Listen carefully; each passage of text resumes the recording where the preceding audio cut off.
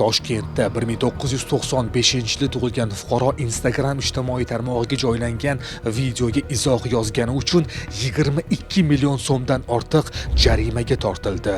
Aniqlik kiritilishicha, 2025-yilning aprel oylarida huquqbuzar erkak Instagramdagi videoga ommaviy norozilikka chorlovchi fikrlarni yozganligi aniqlangan. Fuqaroning telefoni ashyoviy dalil sifatida olingan.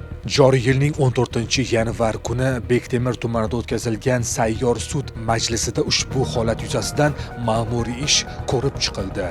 Jinoyat ishlari bo'yicha Bektemir tuman sudi tomonidan 1995-yilda tug'ilgan huquqbuzar O'zbekiston Respublikasi Ma'muriy javobgarlik to'g'risidagi kodeksning 201-1 moddasi, ya'ni qonunchilik hujjatlarini bajarmaslikka yoki buzishga omma oldida da'vat qilishlik nazarda tutilgan huquqbuzarlikni sodir etgan deb topilib, unga bazaviy hisoblash miqdorining 60 baravari miqdorida, ya'ni 22 million 500 ming so'm jarima solindi. Huquqbuzarga qonunga ko'ra jarima solish to'g'risidagi qarorni ijro etishning soddalashtirilgan tartibda unga jarima solish to'g'risidagi qaror bo'yicha 15 kun ichida jarima miqdorining 50% yoki 30 kun ichida jarima miqdorining 70% ixtiyoriy ravishda to'lagan taqdirda u jarimaning qolgan qismini to'lashdan ozod qilinishi tushuntirildi.